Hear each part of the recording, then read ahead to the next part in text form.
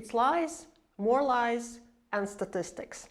Therefore, it's important for journalists to understand how others are manipulating data. It can be manipulating during data gathering, analysis, and visualization stage.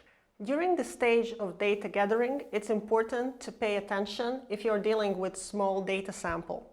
Imagine you have one apple and then you get the other one.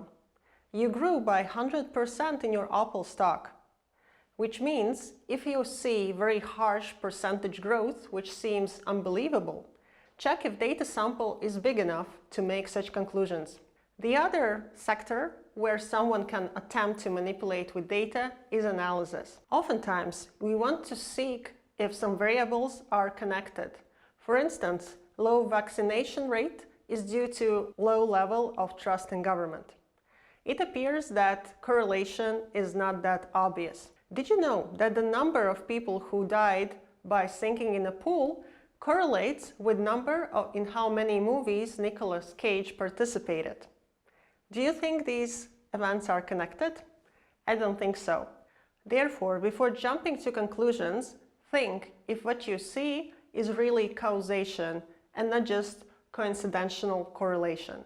The other stage where people can manipulate with data is through data visualization. Always check scales. If on the y-axis you see very sharp line spikes, perhaps it's because the y-axis doesn't start from a zero. In 2017, Riga City Municipality published how much people in various cities need to pay for their heat bills. It appeared that Riga was the cheapest one and Cesis was the most expensive. And it looked like that difference is fourfold, whereas in reality it was just by 20 cents per unit. That's because axis didn't start from zero. If you're dealing with graphics that are using pictorials, check if they are scaled right. If you see that a frog is scaled by the height and not by the whole area, it could be the case that it grows taller but also wider, and it looks much more bigger than the value it tries to represent. And finally, when you're dealing with interviews, think if politicians are not cherry-picking in data.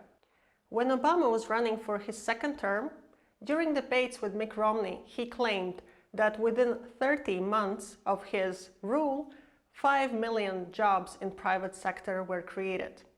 Though he forgot to mention that before there was big economic recession and about 5 million jobs were lost. Therefore, the net growth of jobs in private sector were just above 120,000. Be aware that if you torture data long enough, it will confess in anything. Therefore, be mindful of what others are presenting to you as data-driven arguments, but also don't manipulate with data yourself, even when you are so sure about your conclusions.